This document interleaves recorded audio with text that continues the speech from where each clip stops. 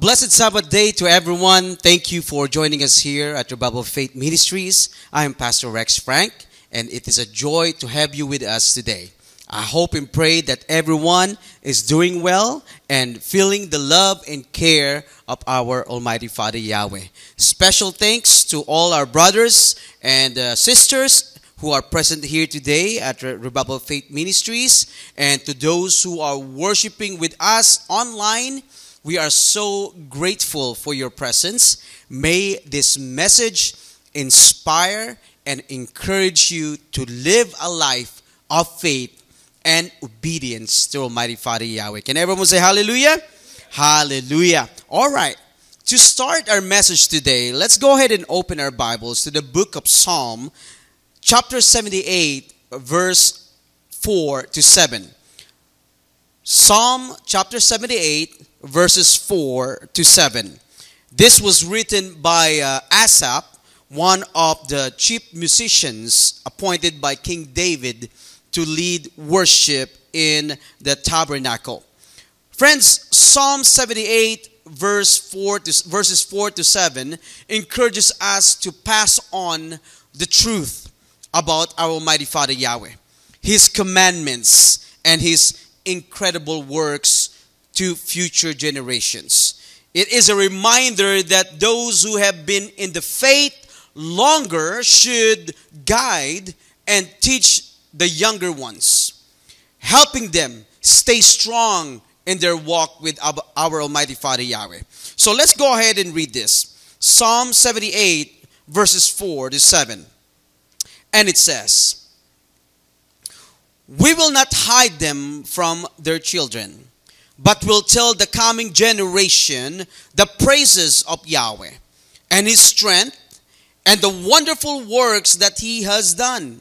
For He has established a rule in Jacob and appointed a law in Israel, which He commanded our fathers that they should make them known to their children, that the generation to come might know them, even the children who are not yet born, who will arise and declare them to their children, that they might set their hope in Yahweh and not forget the works of Yahweh, but keep His commandments." Everyone say hallelujah. Hallelujah. Friends, join me as we humble ourselves and pray to Almighty Father Yahweh as we receive His word today. Let us go ahead and pray. Heavenly Father Yahweh, Father, we come to you today with thankful hearts and grateful that you have brought us together in this place. Thank you for giving us this opportunity to worship you and to hear your word on this holy Sabbath day. Father, help us to open our hearts. Please open our minds so we can fully understand the message that you have for us. Let your Spirit guide us, teach us, and give us the wisdom to apply what we have learned. Bless the words we will hear today and help us to take them seriously and live them out in our daily lives.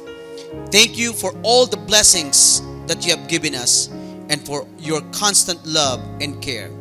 Father Yahweh, we give you all the glory, honor, and praise. And we pray this through your Son, our Savior, Yahshua Messiah.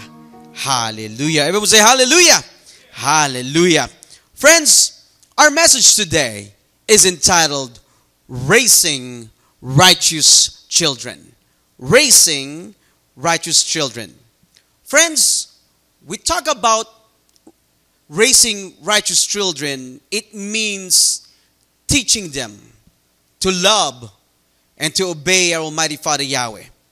It means to live by His word and to stand firm in doing what is right no matter the circumstances. This is about more than just teaching them the right from wrong. It is about shaping them into strong, faithful, and morally upright individuals who will honor Abba Yahweh in all they do. Friends, raising righteous children is not just a responsibility. It is a sacred calling from Almighty Father Yahweh. It is a divine mission entrusted to us. The values and the lessons we impart today will shape their faith and character for generations to come. If we do not lead them toward righteousness, the world will pull them in the opposite direction. But if we intentionally guide our children to Abba Yahweh's ways, they will grow strong and steadfast in their faith. Friends, if we do not intentionally lead our children toward Almighty Father Yahweh, the world will take over and lead them away from Him. That is why we must stand firm and lead our families in faith. Sa panahon po kung saan maraming lumalayo sa salita ng ating Amang Yahweh, tungkulin po natin bilang mga magulang at tagapangalaga na palakihin ang isang henerasyong may matibay at may matatag na pananampalataya. Sikapin nating palakihin ang ating mga anak na mahigpit na kumakapit sa katotohanan, mahigpit na kumakapit sa salita ng ating Amang Yahweh, at hindi sila matitinag sa anumang pagsubok na dumaan sa kanila pong mga buhay. Mga kapatid, mga kaibigan, ang pagiging magulang po ay hindi para sa mahihina. Ulitin ko po mga kapatid. Ang pagiging magulang ay hindi para sa mga mahihina. Ito ay nangangailangan ng tamang, tapang, tiyaga, matibay na pananampalataya at pagpapatnubay ng ating Amang Yahweh. Tandaan natin mga kapatid na ang bawat desisyong ginagawa natin bilang mga magulang ay mayroon pong malaking epekto. Hindi lamang sa ating mga anak, kundi pati sa susunod pang mga henerasyon ng ating pamilya. Tama po ba? Genesis chapter 18 verse 19 tells us that our Almighty Father Yahweh chose Abraham so he could teach his children, teach his household to live righteously and obey Him. Basahin po natin mga kapatid.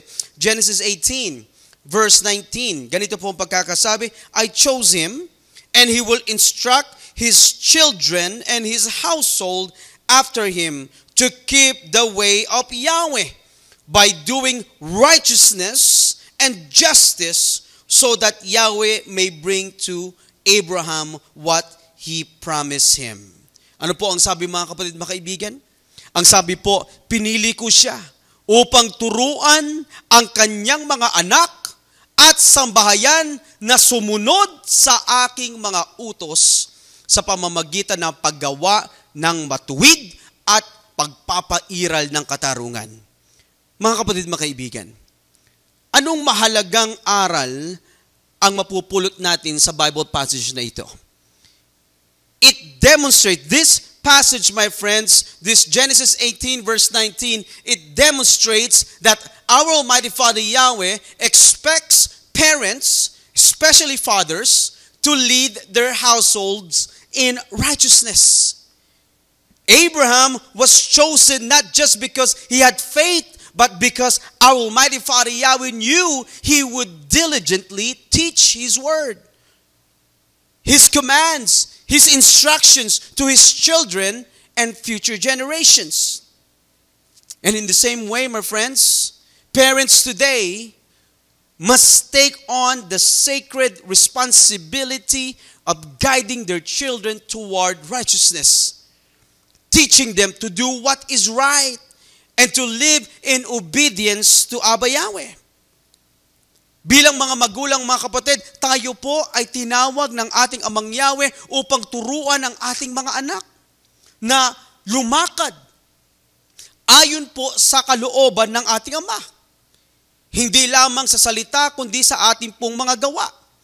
Dapat po, mga kapatid, lalo na sa mga magulang, na ipinapakita natin kung paano mamuhay ng may kabanalan, yung may pagsunod sa ating Ama. Unfortunately, my friends, sa ating pong kapanahunan ngayon, may mga magulang na hindi naglalaan ng oras upang turuan ang kanilang mga anak sa mga salita ng ating Amang Yahweh. Tama po ba? Ano po ang kanilang ginagawa?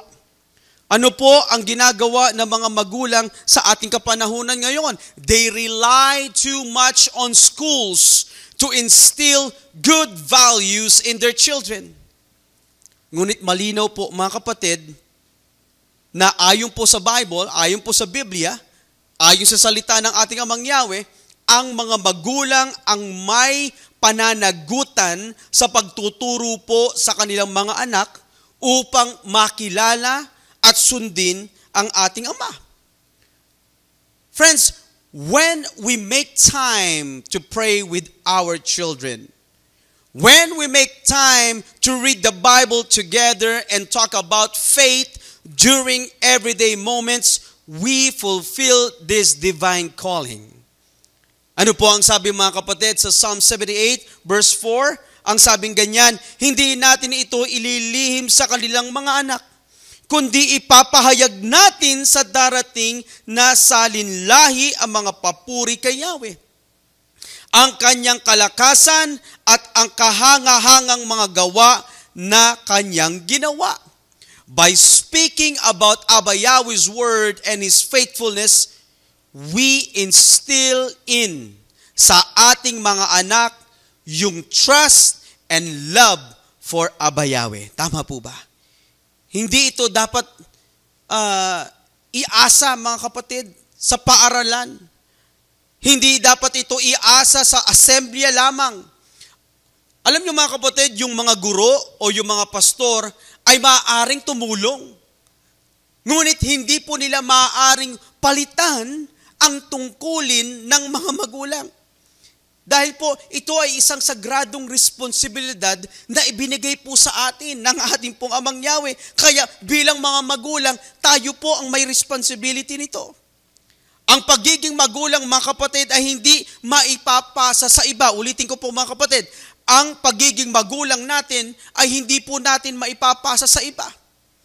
Dahil ipinagkatiwala ito ng ating Amang Yahweh.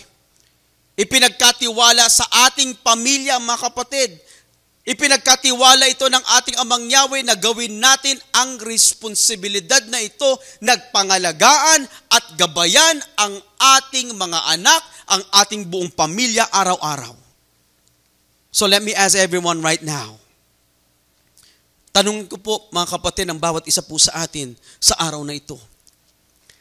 Naririnig ba ng inyong mga anak ang inyong pagpupuri? Naririnig po ba ng inyong mga anak ang inyong pasasalamat sa ating Amang Yahweh araw-araw? Are your children hearing Abba Yahweh's teachings in their daily lives at home? Pinag-uusapan po ba ninyo mga kapatid, mga kaibigan, ang salita ng ating Amang Yahweh sa loob po ng inyong tahanan? And let me ask everyone right now, sa mga magulang, are you fulfilling your sacred duty as parents? Are you fulfilling your sacred duty as parents? Remember this, my friends, as parents, we have special role to teach. As parents, we have a special role to guide and set righteous example for our children. Alam niyo mga kapatid, our kids, our children, they observe everything we do. They hear every word we say. Yung ating mga anak, mga kapatid, mga kaibigan, they watch our actions and they listen how we speak. Even how we react to stress. Kahit na yung pag-handle natin ng mga problems, mga challenges na dumadating sa ating buhay, yung mga difficulties na dumarating sa mga buhay natin, mga kapatid, our children see and learn from it all. Tinitignan nila kung paano tayo nagre-react, paano natin isosolve yung mga problemang ito. Tayo ba ay mananalangin sa ating Amang Yahweh? Tayo ba ay tatawag sa ating Amang Yahweh? Tayo po ba ay magpupuri sa ating Amang Yahweh kahit na mayroong mga pagsubok sa buhay? Tinitignan ng ating mga anak ang lahat ng ating pong ginagawa, mga kapatid, mga kaibigan. If we demonstrate courage, if we demonstrate patience, honesty, kindness, and strong faith sa ating pong Amang Yahweh, they will follow our example. Can everyone say hallelujah? Hallelujah. Ngunit, kung ipapakita natin na hindi mahalaga ang spiritual na buhay, kung ipapakita natin sa ating mga anak, kung ang nakikita ng ating mga anak, mga kapatid, mga kaibigan, ay hindi po mahalaga ang spiritual na buhay, hindi mahalaga ang pagsunod, hindi mahalaga ang salita ng ating Amang Yahweh, ito rin ang gagawin ng ating mga anak. Tama po ba? Hindi nila pahahalagahan ang pagsunod sa ating Ama dahil nakikita nila na hindi tayo marunong sumunod sa mga salita ng ating Amang Yahweh. Mga kapatid, mga kaibigan, napakalungkot po na nakakalungkot na isipin na may ilang mga magulang na hindi po aktibo sa paglilingkod. Nakakalungkot mga kapatid dahil may mga ibang mga magulang na hindi po aktibo sa pagsunod sa ating Amang Yahweh. Kaya ganito rin ang nagiging ugali ng kanilang mga anak. Hindi rin sila nagiging masigasig sa gawain ng ating Amang Yahweh. Friends, if we show that our spiritual life, obedience, and the word of Abba Yahweh are not important, this is exactly what our children will imitate. Nakita niyo ba mga kapatid? Kung ipinapakita ng mga magulang na hindi mahalaga ang ating Amang Yahweh sa buhay nila, ganon din ang gagayahin ng mga bata.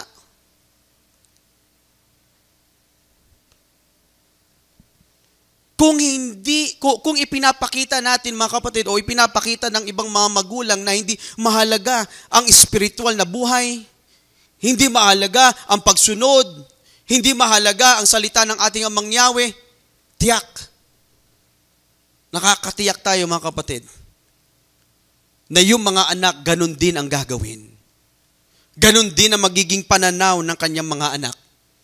Iisipin din nila mga kapatid na hindi rin mahalaga ang salita ng ating Amang Yahweh, hindi rin mahalaga ang pagsunod. Friends, remember this. Our children learn not just from what we say, but more importantly, from what we do. And it is heartbreaking that some parents are not active in serving and obeying Abba Yahweh. And as a result, their children also grow up without passion, without dedication for Abba Yahweh's work. Walang paggalang sa gawain ng ating Amang Yahweh at walang pagsunod sa kanyang mga salita. Kahit ang kanilang mga anak, lumalaki na walang sigasig sa gawain. Alam niyo mga kapatid, kung hindi po tayo magiging huwaran ng tamang pagsunod, paano natin maaasahang sundin ito ng ating mga anak? Tama po ba?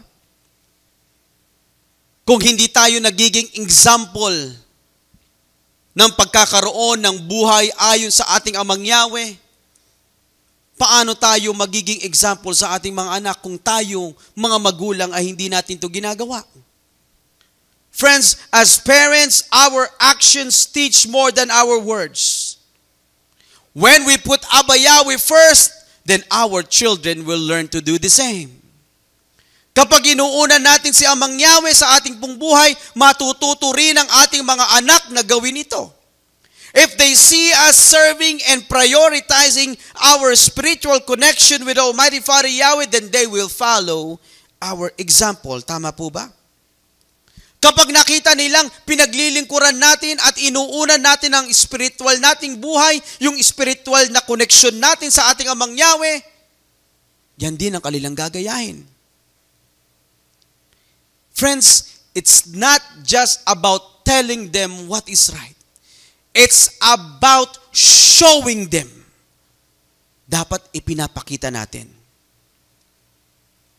Alam niyo mga kapatid, many parents work hard to provide for their families. Tama po ba? And that is a great thing. Maraming mga magulang ang nagsusumikap na magtrabaho upang maitaguyod ang kanilang pamilya. At ito po mga kapatid ay mabuting bagay. Mabuting gawain ito.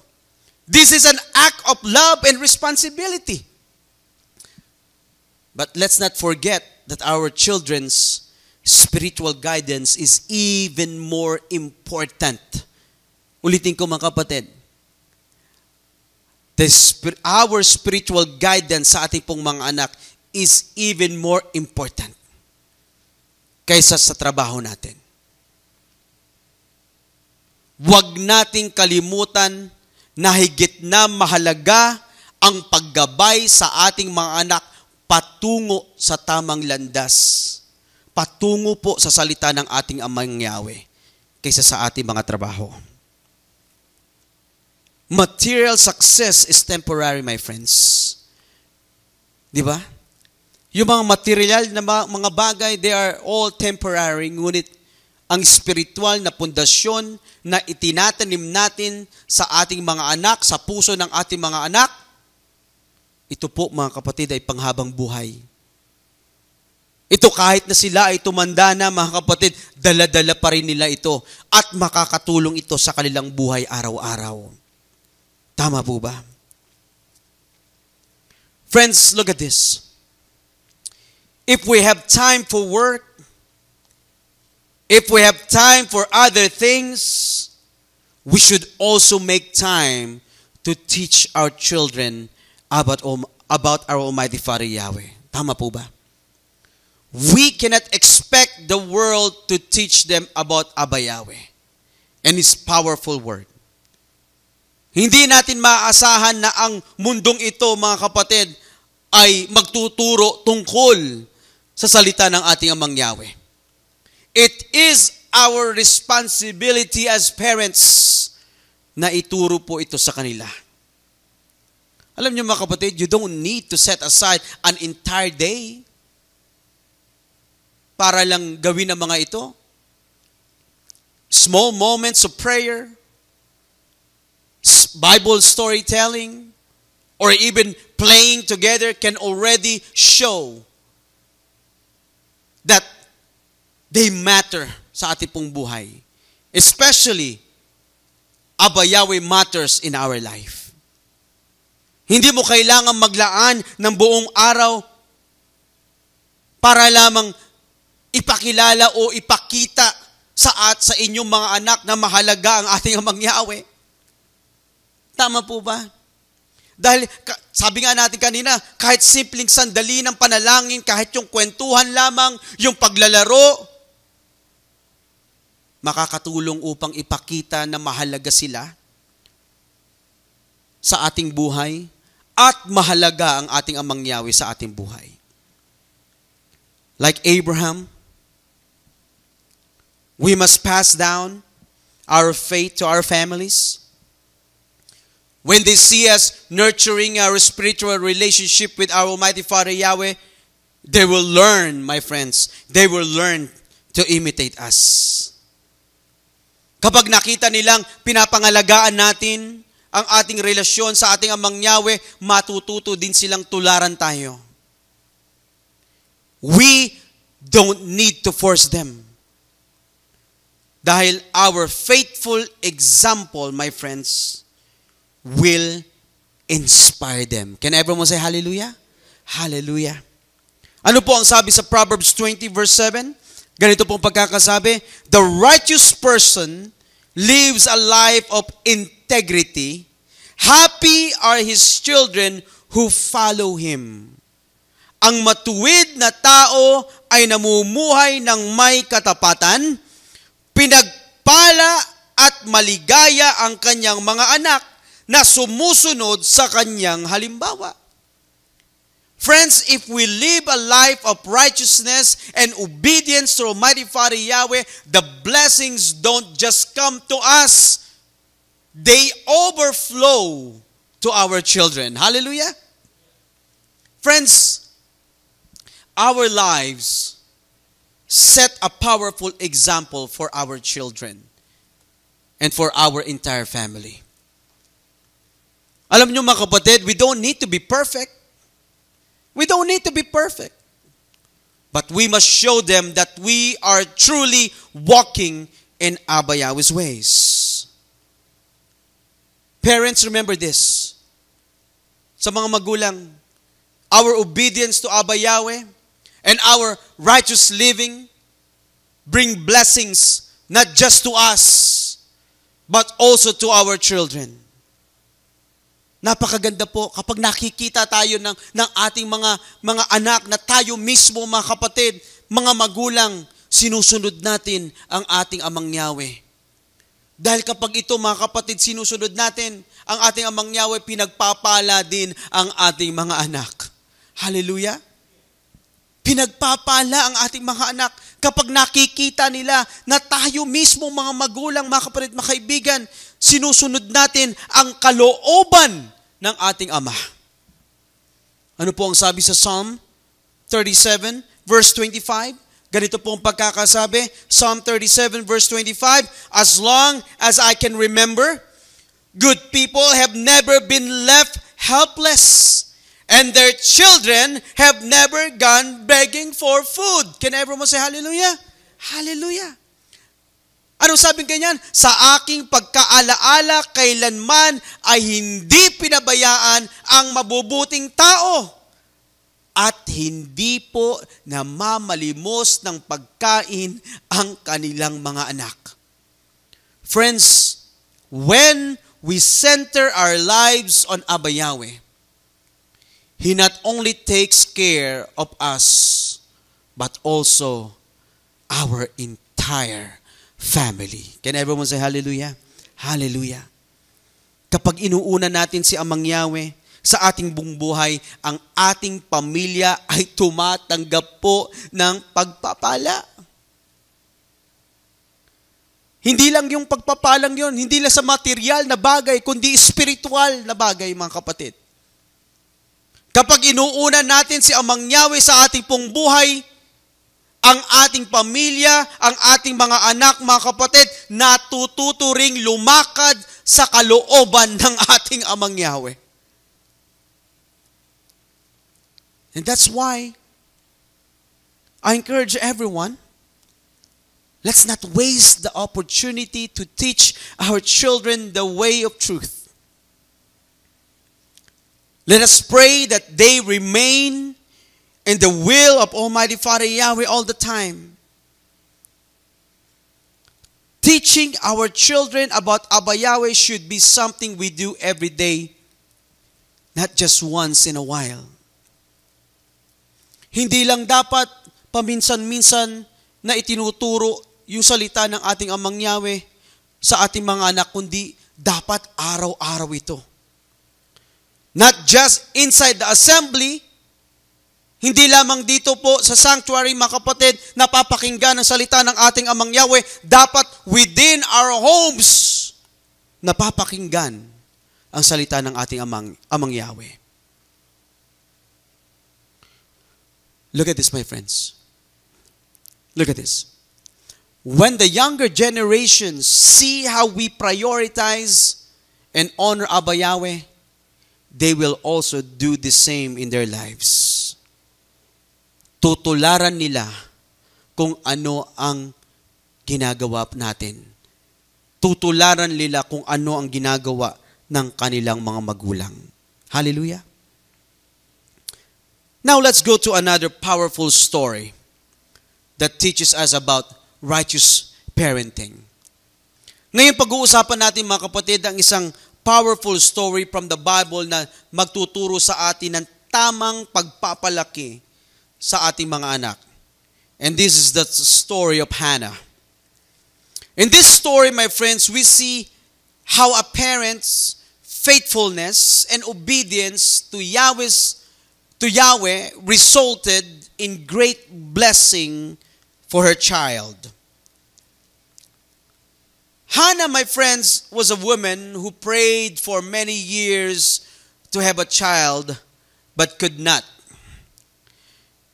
In her deep sorrow, she prayed to Almighty Father Yahweh with all her heart, promising that if He gave her a son, she would dedicate him to serve Abba Yahweh. Ano po ang sabi sa 1 Samuel chapter 1 verse 27 to 28? Ganito po ang pagkakasabi, I prayed for this boy, and since Yahweh gave me what I asked him for, I now give the boy to Yahweh. For as long as he lives, he is given to Yahweh. Then he bowed in worship to Yahweh there. Hallelujah. Abba Yahweh, my friends, answered Hannah's prayer, and she gave birth to a son named Samuel. And true to her promise, Hannah brought Samuel to the temple while he was still young to serve under Eli the priest. But Hannah did not just give Samuel to Abba Yahweh. She prepared him from childhood to serve Abba Yahweh. Ulitin ko mga kapatid. Hannah prepared Samuel from childhood to serve Abba Yahweh. Parents, let us learn from this story, okay? Let us learn from this story. Our role is not just to raise our children, but to prepare them for a life close to Abba Yahweh. Tama po ba? Bilang isang mananampalataya, mga kapatid, mga kaibigan, tinuruan po ni Hannah yung kanyang anak ni Samuel sa murang edad pa kung paano manalangin. Alam niyo mga kapatid, according to Jewish tradition, children as young as 3 to 5 years old, they start reciting short prayers and blessings. 3 to 5 years old. Marunong na silang manalangin. They already start praying. Friends, ang mga magulang ay dapat sanayin ang kanilang mga anak na manalangin sa ating Amang Yahweh bilang bahagi ng pang-araw-araw na buhay. Para sila po ay lumaking may malalim na koneksyon at paglilingkod po sa ating Amang Yahweh. Tama po ba? Let's teach our children. Kahit bata pa, mga kapatid, mga kaibigan, sanayin na natin sila sa pananalangin. Tama po ba? Let me ask everyone right now. At what age did you start praying? At what age did you start praying? 3 to 5 years old ba? Marunong na po ba kayong manalangin? Sa mga magulang na nandito ngayon, ganun din yung mga nanonood through our online platforms. Kung may anak po kayong edad, 3 to 5 years old, do they already know how to say a simple prayer? Marunong na po ba silang manalangin between 3 to 5 years old? Are you even telling them Bible stories? O baka naman, busy na sila sa kapanunood lang sa YouTube. Diba? Let me ask the parents, are you bringing your children to Sabbath services? Dinadala niyo po ba yung mga anak ninyo, kahit yung mga maliliit, sa pagsamba so they can learn how to serve Almighty Father Yahweh? Tinuturuan niyo po ba yung inyong mga anak, yung mga maliliit yung anak na makinig sa salita ng ating Amang Yahweh? Look at this, my friends. Before Samuel was even brought to the temple, Hannah was already teaching him essential spiritual habits at home. Tinuturo na po ni Hannah kay Samuel ang kahalagahan ng panalangin at pagsunod sa ating Amang Yahweh. Tama po ba? Kaya tama po yung nakalagay sa Proverbs 22. Verse 6, ano po ang sabi? Proverbs 22 verse 6, if you teach children the right way to live, they will not forget it when they are older. Alam niyo mga kapatid, Samuel's faith did not just grow on its own. Hindi lamang tumubo yan basta-basta yung pananampalataya ni Samuel. It started at home. Yung pananampalataya ni Samuel, mga kapatid, nag-umpisa sa kanilang tahanan. Because his parents taught him from young age. Hannah's faith became Samuel's first lesson in trusting Abba Yahweh. And because of her guidance, Samuel learned to know and serve Abba Yahweh even at a young age. Hallelujah. And even though Hannah left Samuel under Eli's care in the temple, my friends, hindi siya tumigil. Hindi po tumigil si Hannah sa pagpapakita ng pagmamahal at pagsuporta sa kanyang anak. Kahit na dinala ni Hannah si Samuel doon sa templo, sa pangangalaga ni Eli, mga kapatid, hindi po siya huminto sa pangangalaga, sa pagmamahal, sa pagsusuporta sa kanyang anak. Anong sabi sa 1 Samuel? Chapter 2, verse 18, ganito po ang pagkakasabi, But Samuel served Yahweh faithfully. As a young boy, he wore a linen ephod. Every year, Samuel's mother, sino po yun? Si Hannah, made a little coat for him. She took it to him when she went to Shiloh. She and her husband went there every year to offer their sacrifice to Yahweh.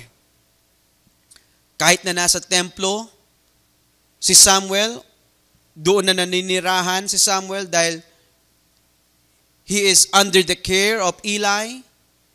Ipinakita pa rin po ni Hannah ang kanyang pagmamahal. Ipinakita pa rin po ni Hannah ang kanyang suporta sa kanyang anak. And because of this, Samuel grew up to be a faithful servant of our Almighty Father Yahweh. Can everyone say hallelujah? Hallelujah.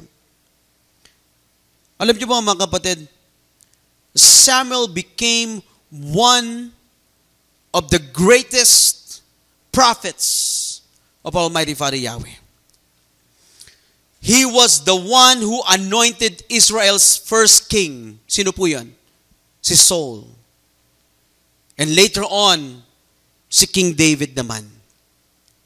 Siya po, si Samuel po, ang ginamit ng ating Amang Yahweh upang piliin ang mga hari ng Israel.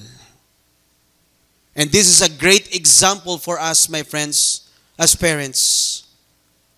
If we want our children to grow with love, obedience, and respect for Abba Yahweh, then we must guide them. We must guide them while they're still young. Alam niyo mga kapatid, mga kaibigan, while we still have the opportunity, let us teach our children Abba Yahweh's will. Habang may pagkakataon pa, ituro natin sa ating mga anak ang kalooban ng ating Amang Yahweh. Let's do everything we can to raise them in faith and obedience to Him. Alam niyo mga kapatid, if we don't do this now, kung hindi po natin gagawin ito ngayon, darating ang araw na magugulat na lang tayo na lumayo o napalayo na pala ang ating mga anak sa kalooban ng ating Amang Yahweh.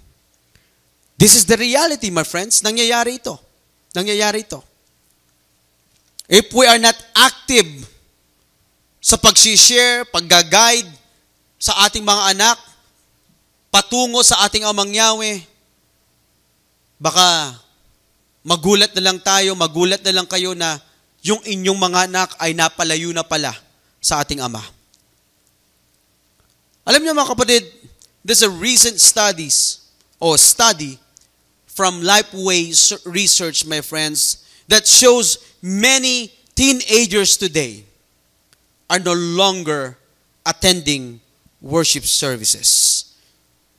Ang sabi dun sa study, mga kapatid, marami daw mga teenagers ngayon sa ating kapanahunan na hindi na uma-attend, hindi na pumupunta sa mga worship services. The decline in teenage church attendance is a global issue. Kahit na po dito sa Pilipinas, mga kapatid, issue po ito. the number of teenagers and young people attending worship has significantly decreased. And the decline is mainly due to the spread of different cultural beliefs, the influence of social media, and the lack of spiritual guidance from parents at home. Kaya pala nangyayari ito. Ano yun? The decline is mainly due to what? Yung iba-ibang mga beliefs, cultural beliefs, yung influence ng social media, di ba? And also, yung pangatlo, lack of spiritual guidance. Nino? Ng mga magulang sa kanilang mga anak. Remember this, my friends. Without a strong foundation in faith, many teenagers turn away from church and focus more on worldly things than on their spiritual growth. Tandaan po natin yan. Kung hindi po natin isinishare ang salita ng ating Amang Yahweh, kung wala tayong bilang mga magulang, wala tayong ginagawa para paunlarin ang spiritual ng buhay ng ating mga anak, mga kapatid, mga kaibigan, tandaan po ninyo, yung focus ng inyong mga anak ay mga mapupunta lamang sa worldly things, hindi po sa salita ng ating Amang Yahweh. That is why as parents, we must be the one to show our children. Tayo dapat ang magpakita yung importance ng salita ng ating Amang Yahweh at yung pagsunod sa kanyang kalooban. Ano po ang sabi sa Ephesians chapter 6, verse 4? Sabi ganyan, Fathers, do not do things that make your children angry, or don't be too harsh. Instead, teach them carefully as they grow up. Help them to understand the message of Yahweh and help them to obey it. Can everyone say hallelujah? Hallelujah. Alam niyo mga kapatid, at first glance, this verse seems to address only fathers. But in reality, my friends, it applies to both parents, mothers and fathers. Okay? Ang mga nanay at saka tatay, they are responsible for raising their children in Abba Yahweh's ways. Tama po ba? Pero, alam naman po natin, the truth is, not all fathers prioritize their spiritual lives. Alam po natin yan. Alam naman natin that some fathers do not take the lead in faith. And when this happens, the mother must take the role of spiritual guide, okay, for their children. Ephesians chapter 6 verse 4 reminds us that raising children in faith is an ongoing process. Hindi ibig sabihin, mga kapatid, na hindi na nananampalataya yung ama. Hindi importante yung spiritual na buhay sa ama, ay pababayaan na lamang yung spiritual ng buhay ng anak. Tama po ba? Raising children in faith is an ongoing process. Someone needs to step up to do it. And usually, dapat yung mother ang gumagawa nito. Kapag yung ama, yung tatay, ay hindi priority ang spiritual na buhay. Parents are not just providers. Kasi kung minsan mga kapatid sinasabi, busy yung tatay sa pagtatrabaho kaya walang oras. Walang oras para mag-lead ng spiritual na buhay ng kanyang anak at ng buong pamilya. Remember this, my friends. Parents are not just providers of physical needs ng ating mga anak, ng ating buong pamilya. Tandaan natin, as parents, we are also spiritual guides for all our children, for our family. Just like Hannah, let us prepare our children, my friends, to love, to obey, and to serve Abba Yahweh.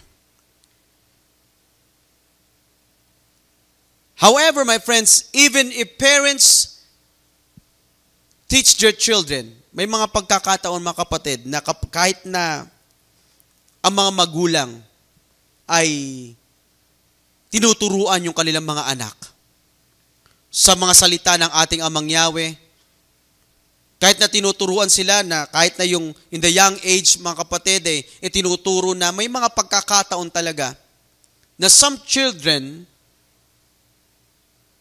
will still go astray. Yan ang katotohanan. Kahit na ang magulang, ama at saka ina, they're very active sa kanilang pananampalataya. They're very active sa pag-share ng salita ng ating Amang Yahweh, mga kapatid. May mga pagkakataon talaga na yung mga bata, yung iba, ay they go astray. Humihiwalay sila. And we have seen parents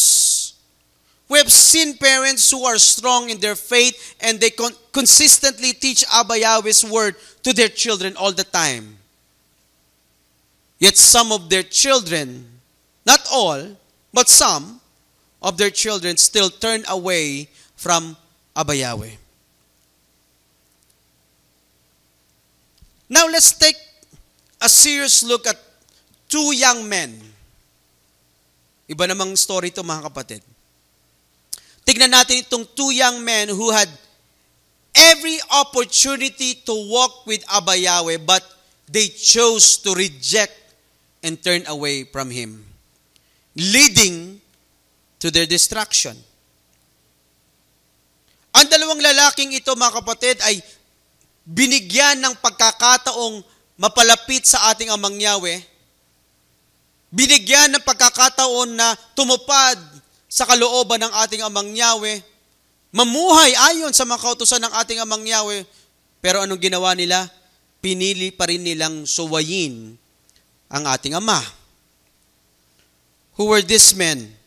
Sino itong mga lalaki ito, mga kapatid? Who were these men? They were Eli's son. Sila po si Hophni and Phinehas. Hophni and Phinehas. Alam niyo, mga kapatid, these two, they were not ordinary men.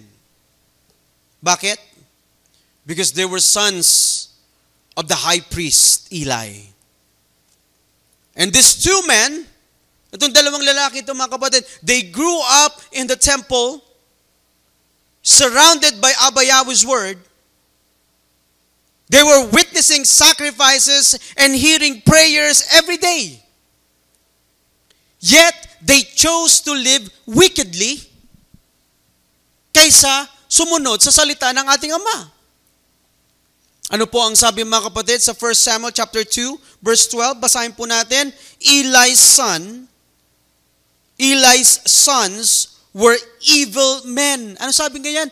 Eli's sons were evil men who did not care about Yahweh. Nakita niyo, mga kapatid? Hophni and Phinehas, they stole offerings. They stole offerings meant for Abba Yahweh. These two men, mga kapatid, si Hophni and Phinehas, they disrespected Abba Yahweh's holy sacrifices. And they even committed immorality inside the temple. Kaya napakasama ng kanilang mga gawain. These two men, they had no fear of Abba Yahweh. Even though they grew up hearing Abba Yahweh's word. They even witnessed their father Eli's faith. Pero ano nangyari? it did not take root in their hearts and minds. Kahit lumaki sila sa templo, hindi po nila pinahalagahan ang mga salita ng ating Amang Yahweh. Alam na nila kung ano ang tama. Alam na nila ano ang dapat nilang gawin para mapalapit sa ating Amang Yahweh. Pero anong ginawa nila? Mas pinili pa nilang sundin ang sarili nilang kagustuhan. Remember this, my friends. We can preach about faith. We can preach about love and obedience to Abba Yahweh. We can talk about how important Abba Yahweh in our lives, but in the end, faith is a personal decision. As parents and as an assembly community, we can only share and remind Abba Yahweh's word. But in the end, obeying Abba Yahweh is up to each person. However, my friends, when our children, your children, when they reach the age of accountability, it becomes their decision whether to embrace Abba Yahweh's word or not. Every person has a choice. Diba? Pero kung tatanungin natin ang mga magulang na nandito ngayon, kung tatanungin natin ang mga magulang na nanunood ngayon, ang nais natin sa ating mga anak, mga kapatid, makita silang may buhay spiritual, may matatag na pananampalataya, marunong sumunod sa salita ng ating Amang Yahweh. Yan ang nais nating makita sa ating mga anak. Tama po ba? Subalit nalalaman naman natin na ang pananampalataya, ang pag-ibig sa ating Amang Yahweh, ang pagsunod sa mga salita ng ating Amang Yahweh, hindi po natin ito mapipilit sa ibang mga tao, kahit mismo sa ating mga anak. Kaya ano po ang sabi sa Philippians chapter 2, verse 12? Ganito po ang pagkakasabi, Philippians 2, verse 12, "So then, my dear friends, just as you have always obeyed, not only in my presence, but now even more in my absence, work out your own salvation with fear and trembling." Ano po ang sabi, mga kapatid? The verse says, work out your own salvation with fear and trembling. But this not mean we should neglect our children and let them walk down the wrong path. Mga kapatid, mga kaibigan. As parents, it is our duty to correct them, to correct our children. As parents, it's our duty to guide our children toward righteousness. Kahit na nasa edad na sila, mga kapatid, kahit na may sarili pa nga silang pamilya, kung may ginagawa silang hindi ayon sa kalooban ng ating Amang Yahweh, dapat natin silang ituwid. It is not enough to simply tell them what is wrong sa kanilang mga ginagawa. It is not enough na i-point out lamang natin ang kanilang nagagawang pagkakasala. Kailangan gawin natin ang lahat ng ating makakaya bilang mga magulang para mailayo ang ating mga anak sa mga gawain hindi ayon sa ating Amang Yahweh. Alam niyo, mga kapatid, Eli's mistake was he did not correct the sins of his sons. Hindi ikinorek ni Eli yung nakita niyang mga kasalanan na ginagawa ng kanyang mga anak. Alam niyo po kung ano nangyari, mga kapatid, because of that? Abba Yahweh brought judgment upon Eli's household. Basahin po natin sa 1 Samuel chapter 3, verse 13. Ganito po ang pagkakasabi, "I told Eli, I would punish his family forever. I will do this because Eli knew his sons were saying and doing bad things against Yahweh. But he failed. Ano sabi ngayon? But he failed to control them. Ang sabi po sa ibang version, he did not stop them. Alam po ni Eli kung ano yung mga kasamaang ginagawa ng kanyang mga anak laban sa ating Amang Yahweh. Yet, he did not take strong action to stop them. He only gave them a weak warning. Basahin natin kung ano sinabi ni Eli dun sa kanyang mga anak. Ito lang ang kanyang ginawa eh. He didn't take a strong action to stop yung ginagawa ng kanilang mga anak. Pinagsabihan niya, ito ang sinabi. Let's go ahead and read it. 1 Samuel chapter 2, verse 23 to 25. Sabi nga yan, Eli said to his sons, "The people here told me about the evil things you have done. Why are you doing such things? Sons, stop that." Ano sabi ni Eli? Sons, stop that. Yahweh's people are saying bad things about you. If you sin against other people, Yahweh might protect you. But who can help you if you sin against Yahweh? But his sons refused to listen. So Yahweh decided to destroy them. Ano na sabi ni Eli? Stop that. Ganun lang. Pinagsabihan niya lang. But he didn't take a serious action para po mahinto yung ginagawang kasamaan ng kanyang mga anak. Look at this, my friends. Abba Yahweh expected Eli to take stronger action. But he failed to discipline them properly. Because of this, anong ginawa ng ating Amang Yahweh? Abba Yahweh brought judgment doon sa pamilya pamilya ni Eli. Remember this, my friends. To raise righteous children, we must be willing to discipline them. We must be willing to discipline them when they go astray. Remember, discipline is an act of love. Discipline shapes our children's character and keeps them on the right path. If we ignore their mistakes, if we ignore their wrongdoings, we are failing as parents. True love means correcting them, my friends. Kahit masakit,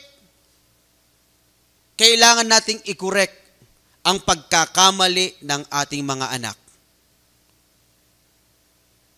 Kailangan malaman nila na sila po ay nagkakamali at ang kanilang ginagawa ay hindi ayon sa ating Amang Yahweh at gawin natin ang lahat upang maihinto nila ang kanilang mga ginagawang kasamaan. Friends, let's raise our children with both love and guidance, just as our Heavenly Father Yahweh disciplines those He loves. Ano po ang sabi sa Hebrews chapter 12, verse 6? Yahweh disciplines everyone He loves. He punishes everyone He accepts as a child. If we ignore our children's wrongdoing, mga kapatid, we are setting them up for destruction. Eli, nakita natin, he ignored his son's sins and it led to their downfall. And that's why it is so important to correct and show our children the right way to live according to Abba Yahweh. And to the young people, yung mga kabataan na nandito ngayon, ganun din naman yung mga nasa online na nanunood. Your parents only want the best for you. Ulitin ko. Your parents only want the best for you. They want to see you grow as an obedient servant of Almighty Father Yahweh. And if you are drifting away, kung lumalayo kayo o napapalayo kayo sa ating Amang Yahweh, let this message be a wake-up call for you. Don't wait until you face painful, sometimes irreversible consequences dahil sa iyong pagtalikod sa ating Amang Yahweh. I encourage you to repent while there's still time. Turn back to Abba Yahweh while His mercy is still open to you. Friends, today, we have looked at 3 young men who were raised in the same environment. They were given the same opportunities, yet their choices led them to completely different outcomes. Hophni and Phinehas were born into a priestly family. They grew up in the temple. They heard Abba Yahweh's laws. They witnessed the holiness of serving our Almighty Father Yahweh, but instead of choosing righteousness, they abused their position. They used their authority for personal gain. They lived wickedly, and then they disrespected Abba Yahweh. And as a result, judgment came upon them. They died, and their family lost their priestly lineage. Meanwhile, Samuel also grew up in the temple, but he chose a different path. Instead of rebelling, he obeyed. When Abba Yahweh called him, he listened.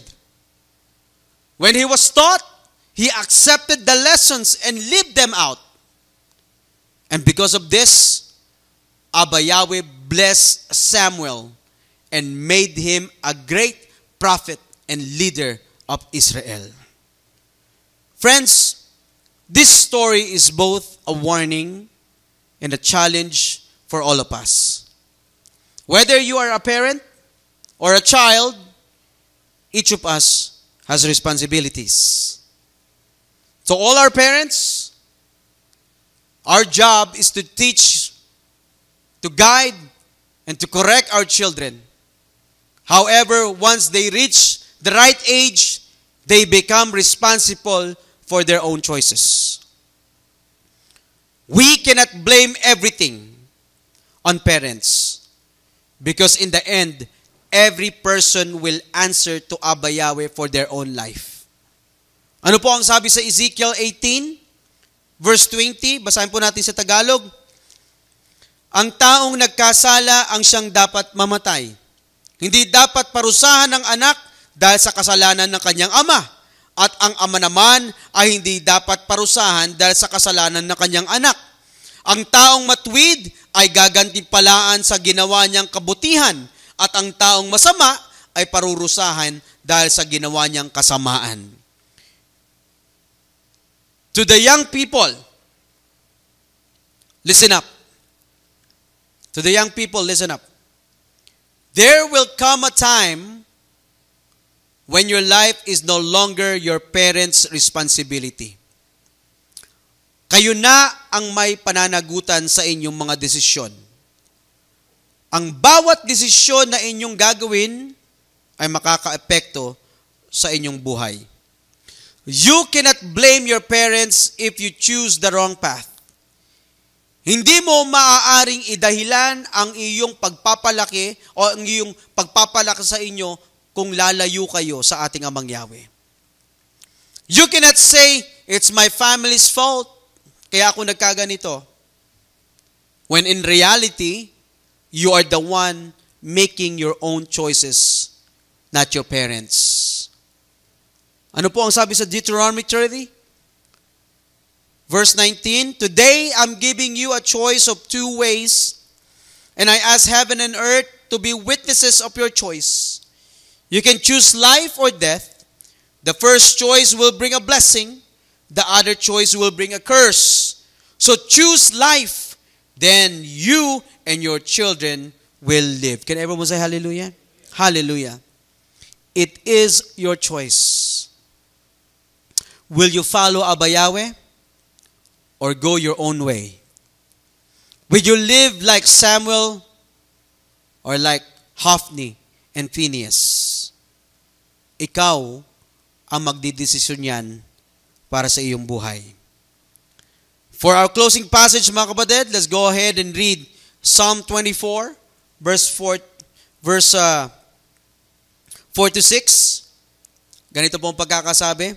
The one who has clean hands and a pure heart, who has not appealed to what is false, and who has not sworn deceitfully, he will receive blessing from Yahweh and righteousness from the Elohim of his salvation. Such is the generation of those who inquire of him, who seek the face of the Elohim of Jacob. Can everyone say hallelujah? Hallelujah. Friends, raising righteous children is not just about securing a good future for them.